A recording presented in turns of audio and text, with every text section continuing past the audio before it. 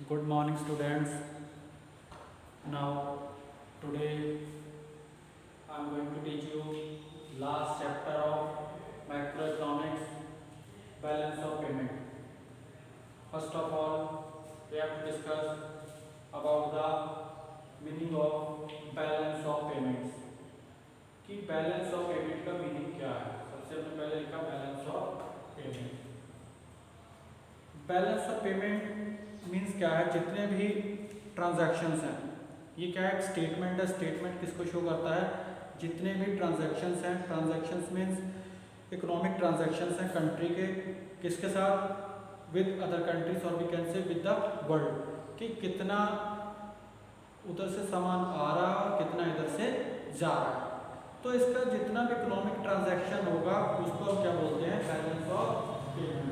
वो किसमें आ जाएगा, हमारा बैलेंस ऑफ पेमेंट, कि कितना हमारे पास सामान आया और कितना हमारे पास से गया, या कितनी हमने सर्विसेज ली और कितनी हमने सर्विसेज दी। तो इनका जितना भी एक स्टेटमेंट बनती है, जितना भी ट्रांजैक्शन होता है विद द अदर कंट्रीज और we can say with the world, तो ये जितना भी इकोनॉमिक ट्रांजैक्शन होता है उसको अगर हम स्टेटमेंट जो भी बनाते हैं तो उसको क्या बोलते हैं, बैलेंस ऑफ पेमेंट। अब वो देखना होता है बैलेंस ऑफ पेमेंट हमारा नेगेटिव आ रहा है या पॉजिटिव आ रहा है। अगर उधर से पैसा हमारे पास ज़्यादा आ रहा है तो पॉजिटिव है, मीन्स एक्सपोर्ट हम ज़्यादा कर रहे हैं।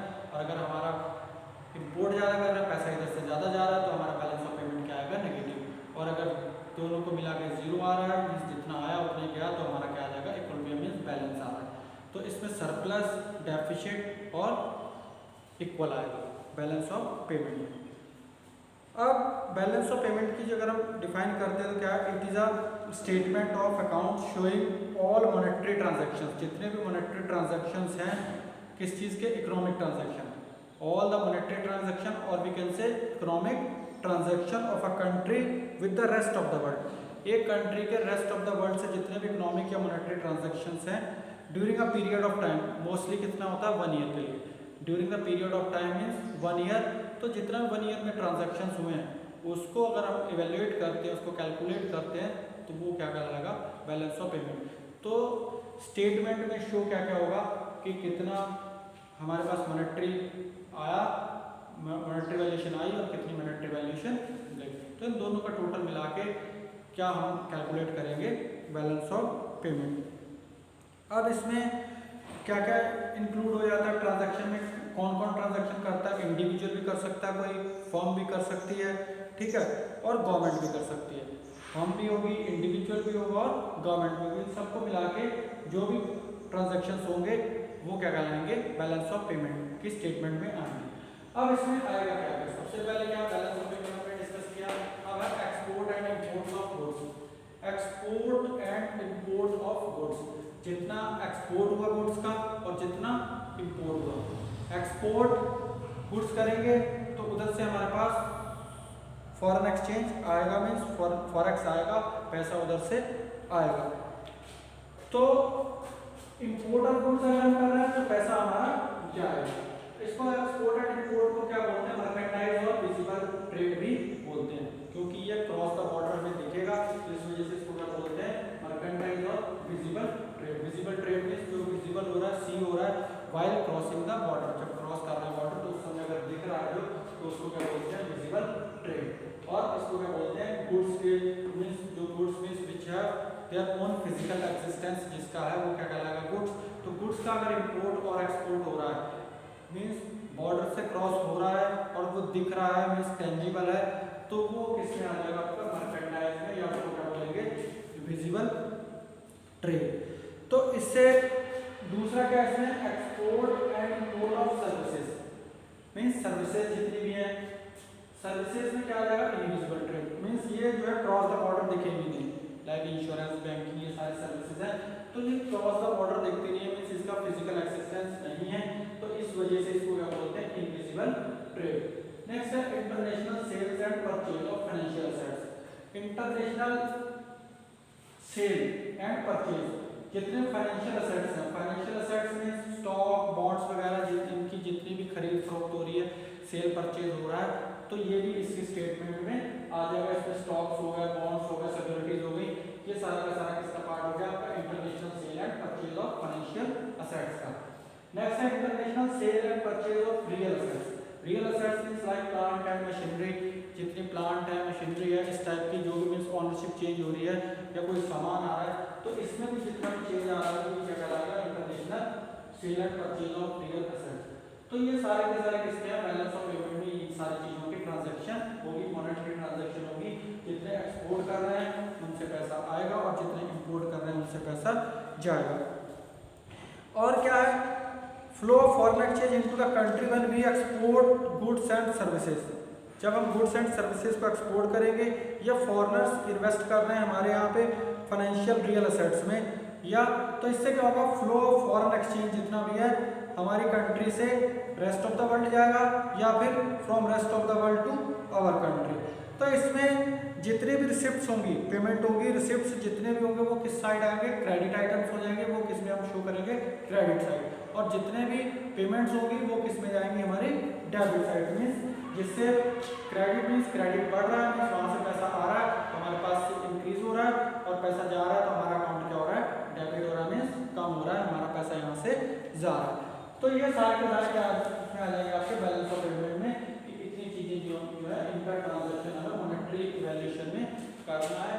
Export and import of goods का, export and import of services का, sale and purchase of stocks bonds वगैरह का, और international sale purchase of real assets का, मशीनरी प्लांट का। तो जितना भी एक्सपोर्ट किया जितना इंपोर्ट किया वो सारा का सारा इसमें कहा जाएगा। फिर इसमें आता है हमारा कंपोनेंट्स ऑफ बीओपी, कि बैलेंस ऑफ पेमेंट के कंपोनेंट्स क्या क्या हैं। कंपोनेंट्स में किस किस क्या क्या इसमें इंक्लूड होगा। अब इसके अकाउंट्स हैं, क्या है, तीन तरीके के अकाउंट्स इसमें बनाते हैं, करंट अकाउंट, कैपिटल अकाउंट और ऑफिशियल रिजर्व अकाउंट। सबसे पहले current account.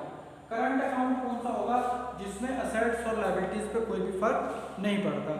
Means current account transaction जो है वो do not give the future claim, future claim के लिए कुछ भी नहीं है उसमें। तो ये क्या कहलाता है हमारा करंट अकाउंट। करंट अकाउंट में records receipts and payment of foreign exchange on account such transaction which do not impact on assets and liabilities. इस पे इंपैक्ट क्या है, असेट्स और लायबिलिटीज पे बिल्कुल भी इंपैक्ट नहीं पड़ता।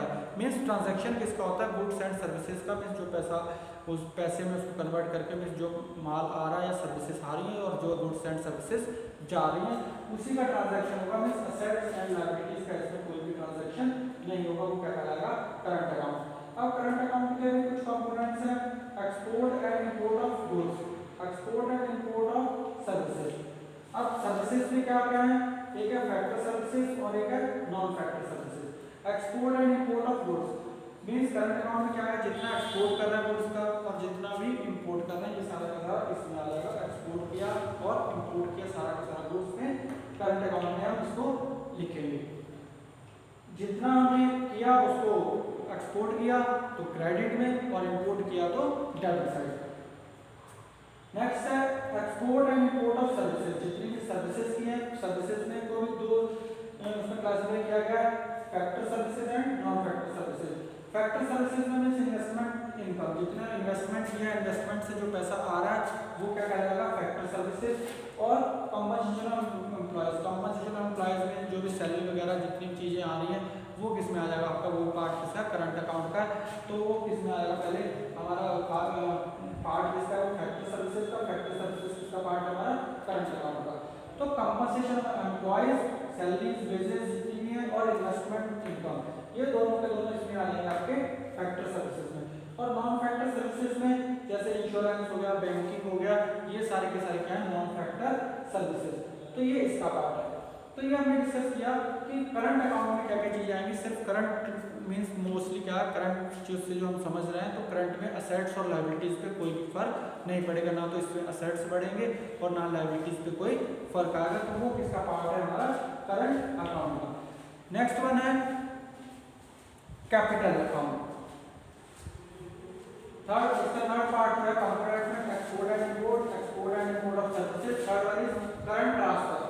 करंट ट्रांसफर इसी का पार्ट करने का मतलब करंट ट्रांसफर में क्या आता है, unilateral means one sided. Unilateral means इस पे जो इफेक्ट आएगा वन साइडेड आएगा, मींस डबल साइडेड नहीं है।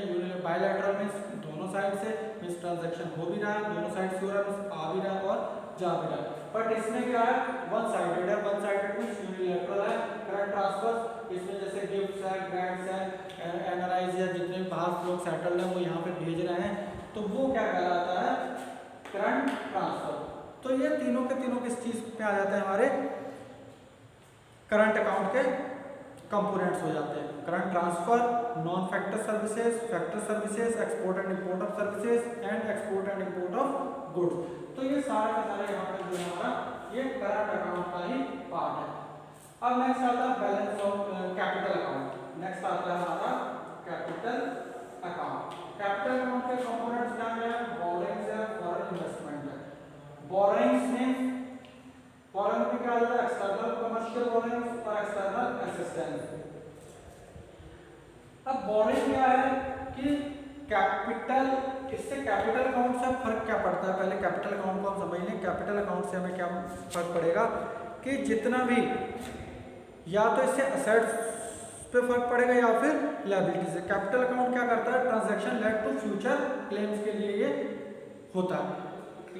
मीन्स इसमें रिकॉर्ड्स जो होंगे वो क्या होंगे, it which cause an impact on assets and liabilities. इससे या तो असेट्स बढ़ेंगे या कम होंगे, या लायबिलिटी बढ़ेंगी या फिर कम होगी। मीन्स कैपिटल अकाउंट में वो सारे के सारे ट्रांजैक्शंस आएंगे। तो इसमें अगर कैपिटल अकाउंट को हम शो करते हैं तो कैपिटल अकाउंट में क्या आता है कि जितने भी असेट्स और लायबिलिटीज है वो ही आएंगे।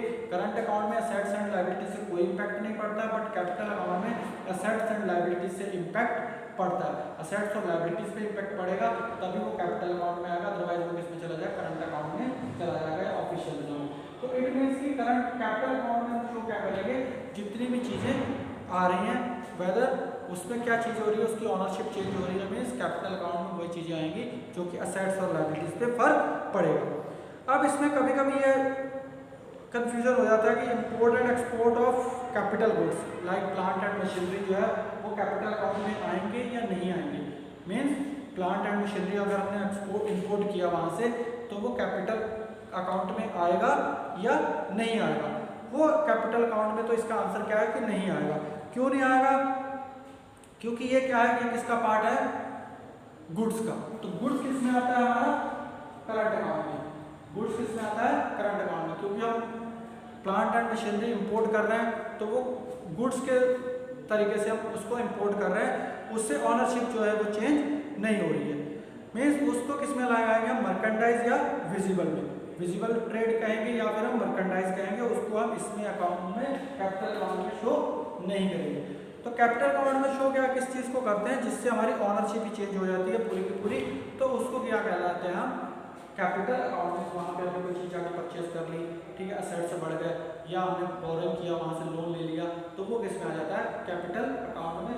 अगर कोई माल हम इधर से उधर कर रहे हैं, असेट्स कर रहे हैं, मीन्स वहाँ से इंपोर्ट हो रहा है, एक्सपोर्ट हो रहा है, तो वो किस में आ जाएगा, हमारा करंट अकाउंट में, वो कैपिटल अकाउंट का पार्ट नहीं होगा। अब कैपिटल अकाउंट के कंपोनेंट्स क्या क्या हैं, सबसे पहले बोरोइंग्स है और फॉरेन इन्वेस्टमेंट है। बोरोइंग्स में क्या है, एक्सटर्नल कमर्शियल बोरोइंग्स है और एक्सटर्नल असिस्टेंट है।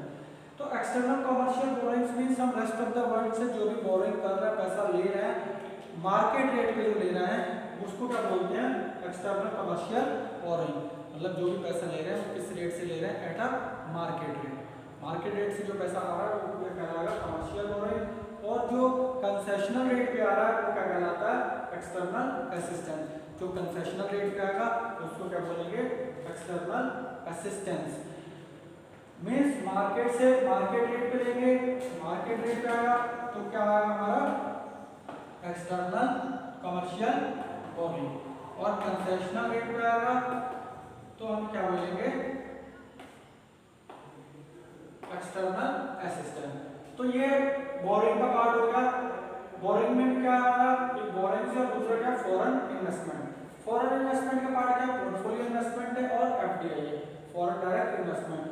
अब पोर्टफोलियो इन्वेस्टमेंट क्या है, ये क्या करता है कि जितने फॉरेन इंस्टीट्यूशनल है, मींस एफआईआई है, फॉरेन इंस्टीट्यूशनल इन्वेस्टमेंट करते हैं, किसमें करते हैं वो, rest of the world shares and bonds में। डोमेस्टिक जो भी डोमेस्टिक कंपनीज हैं वहां से पैसा आ रहा है, ठीक है, वो डोमेस्टिक कंपनीज में अपना इन्वेस्टमेंट कर रहे हैं, किसमें कर रहे हैं, शेयर डिवेंचर्स वगैरह में कर रहे हैं, ठीक है, बॉन्ड्स वगैरह में कर रहे हैं, तो वो क्या कहलाता है हमारा पोर्टफोलियो इन्वेस्टमेंट। और एफडी क्या है, फॉरेन डायरेक्ट इन्वेस्टमेंट। अगर वो यहाँ ला के अपनी ऑनरशिप पूरी जमा रहे हैं, पूरी कंपनी लगा रहे हैं, जैसे वॉलमार्ट स्टोर्स वगैरह हो गए, ठीक है, डोमेस्टिक कंट्री में enterprise domestic economy by the rest of the world, means rest of the world से पैसा जो आगे यहाँ पे इकोनॉमी पूरी कंपनी खड़ी हो रही है, जैसे वॉलमार्ट वगैरह हो गया, तो वो क्या कहलाता है हमारा FDI.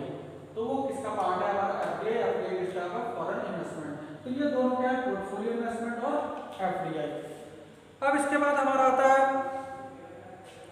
Other components of capital account. Other components of capital account, इसमें क्या है, NRI deposits, banking capital means other than NRI deposits, और शॉर्ट टर्म ट्रेड क्रेडिट, और इसके बाद ओवरऑल। तो ये तीन जो है एनआरआई डिपॉजिट्स। एनआरआई डिपॉजिट्स का क्या मीनिंग है कि जितने भी एनआरआई लोग हैं, ठीक है, एनआरआई डिपॉजिट कंसीडर्ड किस में कर रहे हैं, वो made in the domestic economy में पैसा डिपॉजिट कर रहे हैं, वहां से पैसा जो है वो यहाँ की इकोनॉमी में कर रहे हैं, मीन्स वो है कौन, नॉन रेजिडेंट है, नॉन रेजिडेंट इंडियंस है, तो वो इंडिया में अगर डिपॉजिट कर रहे हैं तो वो किस में आ जाएगा, एनआरआई डिपॉजिट में। तो वो अदर कंपोनेंट हो गया, कैपिटल अकाउंट का ही है, लेकिन वो क्या है, एनआरआई डिपॉजिट की हेडिंग में आएगा। Only deposit held by the NRIs in the domestic economy are to be considered as a component of capital account. तो इसमें सिर्फ लेंगे किसको, एनआरआई को, पैसे को इसमें इंक्लूड किया जाएगा। नेक्स्ट है आपका banking capital. Banking capital means other than NRI deposit, means इसमें एनआरआई को छोड़ के जितना भी बैंकिंग कैपिटल है, बैंकिंग कैपिटल क्या है, अनदर कंपोनेंट है कैपिटल अकाउंट का। ये क्या करता है, जितने फॉरेन एसेट्स हैं held by the commercial bank, foreign assets को कमर्शियल बैंक ने हेल्ड कर रखा है, किस उस पे कर रखा है, to draw down of the foreign assets of the commercial banks converting the foreign assets into liquidity, inflow of foreign exchange into the domestic economy tends to rise। तो इससे क्या होता है, डोमेस्टिक इकोनॉमी क्या होती है, इंक्रीज होती है, फ्लो ऑफ फॉरेन एक्सचेंज जो है वो किस में आता है हमारा, इनटू द डोमेस्टिक इकोनॉमी में पैसा वहां पर आ जाता है। इस कंडीशन को क्या बोलते हैं, बैंकिंग कैपिटल, और इसमें एनआरआई का जो पैसा है उसमें नहीं आता। फिर short term trade credit. Short term trade credit क्या है, ये भी एक अनदर कंपोनेंट है कैपिटल अकाउंट का। इससे क्या होता है, purchase in the international market without making immediate payment. हम इसमें परचेज कर सकते हैं, अचानक पेमेंट ना देके, इमीडिएट पेमेंट में तुरंत पेमेंट नहीं करेंगे, लेकिन हम उससे परचेज जो है वो कर सकते हैं रेस्ट ऑफ द वर्ल्ड में। तो इसका जो रिपेमेंट है वो क्या है, शॉर्ट टर्म है। शॉर्ट टर्म के बाद उसको हम पैसा जो देंगे तो वो क्या कहलाएगा, यहाँ का आउटफ्लो हो जाएगा। तो it is recorded in the capital account with a negative sign. तो लेकिन आप इस कोई चीज परचेज कर रहे हैं तो पैसा यहाँ से जाएगा तो उसको हम शो किस में करेंगे, नेगेटिव में करेंगे, मींस डेबिट साइड करेंगे, मींस इससे पैसा जो हमारा आउटफ्लो हो रहा है, मींस हमारा पैसा जो है वो कम है। तो ये दोनों पढ़े हमने, कैपिटल अकाउंट और करंट अकाउंट। करंट अकाउंट के ये कंपोनेंट्स हैं, ठीक है, और कैपिटल अकाउंट के ये कंपोनेंट्स है। कैपिटल अकाउंट क्या है, असेट्स और लायबिलिटीज पे इंपैक्ट पड़ता है इससे। इसका कंपोनेंट बोरिंग है और एफडीआई। बोरिंग मींस एक्सटर्नल और एक्सटर्नल असिस्टेंस, और फॉरेन इन्वेस्टमेंट में पोर्टफोलियो इन्वेस्टमेंट और एफडीआई। अदर कंपोनेंट्स क्या है इसमें, NRI deposit, banking capital, short term trade credit, तो ये सारा का सारा इसमें आएगा। अब नेक्स्ट है ओवरऑल बैलेंस।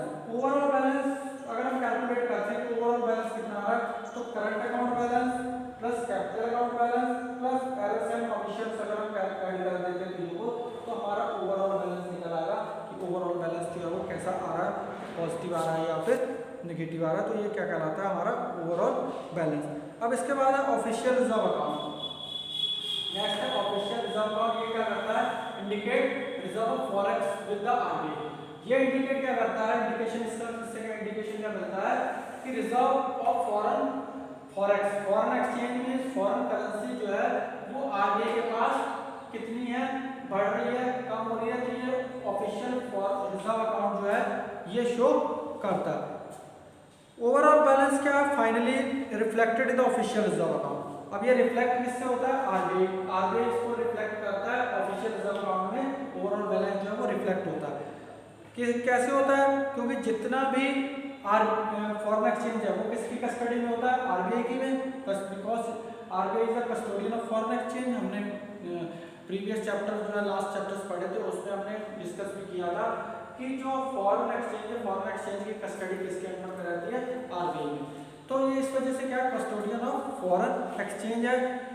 तो इस वजह से क्या है, फॉरेन ट्रांजैक्शन जितने भी हैं वो किसके थ्रू होके आएंगी, आरबीआई के। फॉरेन एक्सचेंज का पहले जो है वो रूट जो है वो क्या है, आरबीआई। आरबीआई के बिना वो नहीं आ सकते, जितने भी ट्रांजैक्शन होंगे वो थ्रू द आरबीआई होंगे। आरबीआई में उसका जो है वो ट्रांजैक्शन होना मस्ट है। अगर ओवरऑल बैलेंस पॉजिटिव है, ओवरऑल बैलेंस जो हमारा पॉजिटिव है, तो ये क्या करता है, it cause increase in the official reserve. अगर हमारा ओवरऑल बैलेंस जो पॉजिटिव है तो ये क्या करेगा, इंक्रीज किसको करेगा, ओवरऑल बैलेंस को इंक्रीज करेगा। और अगर हमारा ओवरऑल बैलेंस नेगेटिव है तो ऑफिशियल रिजर्व को हमारा डिक्रीज करेगा। मींस क्या हुआ कि अगर हमने एक्सपोर्ट ज़्यादा किया है तो ओवरऑल बैलेंस पॉजिटिव आएगा, पॉजिटिव आएगा तो ये भी इंक्रीज करेगा। और अगर हमने इंपोर्ट ज़्यादा किया है तो क्या होगा, ओवरऑल बैलेंस नेगेटिव आएगा तो ये भी क्या हो जाएगा, माइनस हो जाएगा, ये भी कम जो है वो हो जाएगा, नेगेटिव इसको शो करेंगे। तो इससे इंपॉर्टेंट ऑब्जर्वेशन क्या होता है कि sometimes official reserve account is shown as a part of the capital account BOP rather than the separate account. तो कभी कभी क्या करते हैं, जो ऑफिशियल रिजर्व वो किसका पार्ट कर देते हैं, कैपिटल अकाउंट। तो जब कैपिटल अकाउंट का पार्ट है तो it official reserve shown as a part of capital account, then BOP always balance. तो उस समय क्या होता है, बीओपी जो है वो क्या रहता है, बैलेंस हो जाता है। क्यों हो जाता है, because the purpose of balancing BOP account increase the official reserve is indicated by negative sign. तो हम इसको जो है, इसको जो इंक्रीज है उसको हम नेगेटिव साइन से शो करके और उसको हम क्या कर देते हैं, बराबर कर देते हैं, और while decrease by positive sign. तो पॉजिटिव साइन के अकॉर्डिंग हम उसको भी बैलेंस कर लेते हैं। तो ये हमने तीन जो पढ़े हैं इसके, कि बैलेंस ऑफ पेमेंट क्या है, बैलेंस ऑफ पेमेंट के बाद कंपोनेंट्स बीओपी के क्या है, करंट अकाउंट है, उसके बाद कैपिटल अकाउंट है, और उसके बाद ऑफिशियल रिजर्व अकाउंट है। तो ये तीन जो है वो हमने अकाउंट इस पे डिस्कस किए हैं। अब इसके बाद आता है equilibrium and disequilibrium. Equilibrium and disequilibrium of BOP in BOP. Equilibrium and disequilibrium means in BOP का मीनिंग क्या है कि जब हम capital account plus current account balance, अगर इक्विलिब्रियम की बात कर रहे हैं, current account balance plus capital account balance plus omissions and errors, जितने भी ओमिशंस एंड एरर्स हैं इनको ऐड करें तो इसका जो है आंसर जो है क्या आएगा, 0 आएगा।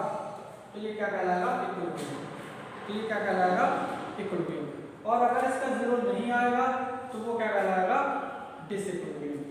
ठीक है, इक्विलिब्रियम एंड डिसइक्विलिब्रियम। डिसइक्विलिब्रियम कब कहलाएगा, जब इनका जो है बैलेंस जो है वो 0 नहीं आएगा।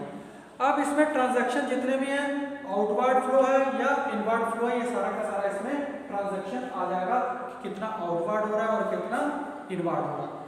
अब बीओपी डिसइक्विलिब्रियम कब होगा, जब current account balance plus capital account balance is not equal to 0। जब ये इक्वल 0 के, बीओपी डिसइक्विलिब्रियम कब होगा, जब ये 0 के इक्वल नहीं होगा।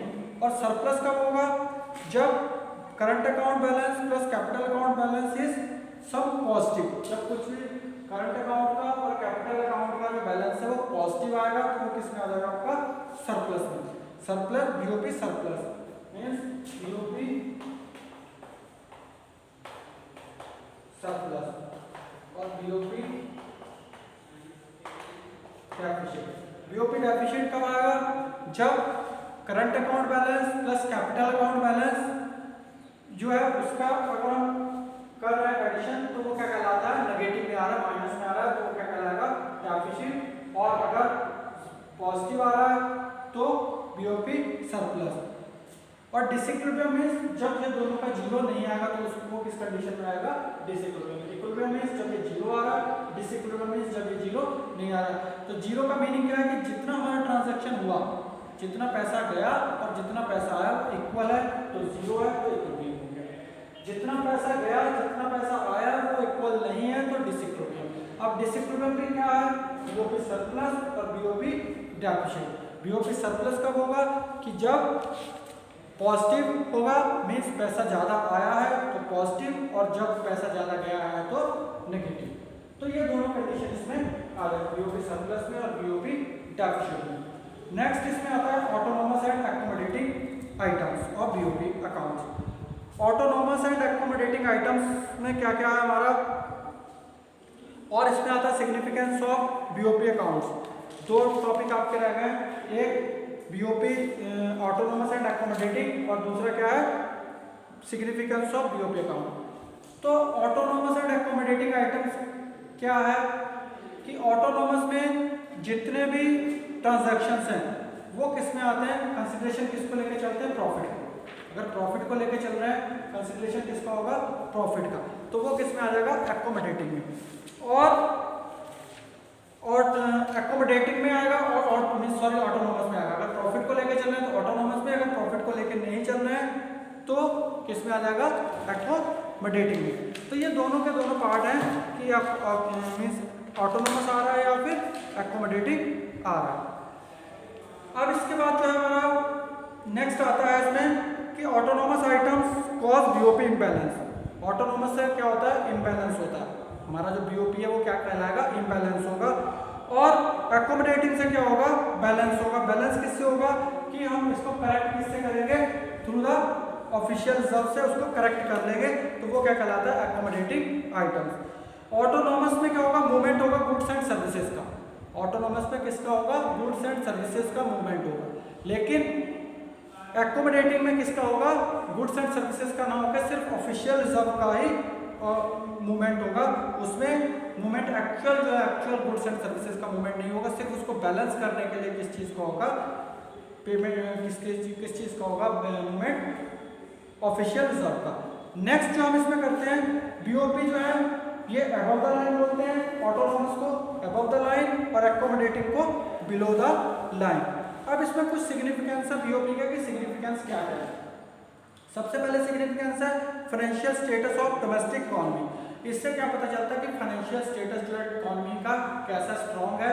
अगर हम ज़्यादा एक्सपोर्ट कर रहे हैं, हमारा पॉजिटिव आ रहा है, ओवरऑल बैलेंस पॉजिटिव आ रहा है, तो मीन्स हमारा जो है फाइनेंशियल स्टेटस जो है इकोनॉमी का वो स्ट्रॉन्ग है। और नेगेटिव आ रहा है तो फाइनेंशियल स्टेटस जो है वो स्ट्रॉन्ग नहीं है, वो क्या है, वीक है। फिर है net factor income from abroad. दूसरा हम इससे क्या पता चलता है कि net factor income from abroad क्या है, मीन्स जो इनकम बाहर से ज़्यादा आ रही है या फिर टू अब्रॉड है या फिर फ्रॉम अब्रॉड है।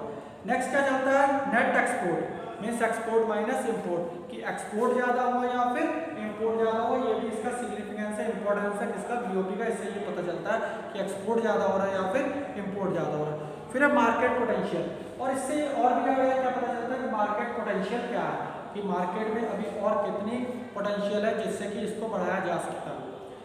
इसके बाद है मॉनेटरी एंड फिजिकल पॉलिसीज, और इसी के थ्रू बीओपी के थ्रू ही जितने भी मॉनेटरी हैं, फिजिकल पॉलिसीज है, मॉनेटरी पॉलिसीज है, वो इसी के थ्रू गवर्नमेंट जो है वो डिसाइड करती है कि हमें कितना पे करना है, कितना आया कितना गया, तो सारा का सारा इसी से ट्रांजैक्शन होता है। तो स्टूडेंट्स हमने ये पूरा का पूरा चैप्टर इसमें डिस्कस किया इसी वीडियो में कि बैलेंस ऑफ पेमेंट क्या है, बैलेंस ऑफ पेमेंट के जो है कंपोनेंट्स क्या क्या है। पहले तो बैलेंस ऑफ पेमेंट पे ये चीज आएगी, फिर उसके कंपोनेंट्स क्या क्या है।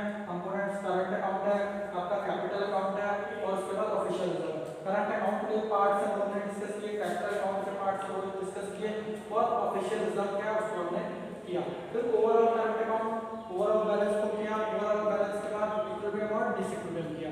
इसके बाद जो हमने डिस्कस किया कि सिग्निफिकेंसेस इसके क्या है, और ऑटोनोमस और एकोमोडेटिंग आइटम्स क्या है। ऑटोनोमस क्या थे वो भी हमने डिस्कस किया कि ऑटोनोमस आइटम्स जो है जिसमें एक्चुअल गुड्स एंड सर्विसेज का फ्लो होता है, मूवमेंट होता है, और एकोमोडेटिंग में एक्चुअल में गुड्स एंड सर्विसेज का फ्लो जो है मूवमेंट नहीं होता है। तो ये ऑटोनोमस और एकोमोडेटिंग हमने आइटम पढ़े। ऑटोनोमस जो है वो उसको अबव द लाइन बोलते हैं, और उसको क्या बोलते हैं, अकोमोडेटिंग को बिलो द लाइन। ऑटोनोमस जो प्रॉफिट के लिए है, और ये प्रॉफिट के लिए नहीं है, ये किसके लिए, उसको बैलेंस करने के लिए। सो स्टूडेंट्स ये हमने डिस्कस किया, इसको आप पूरा कंप्लीट कर लें, अच्छे से नोट्स बना लें। Okay, thank you.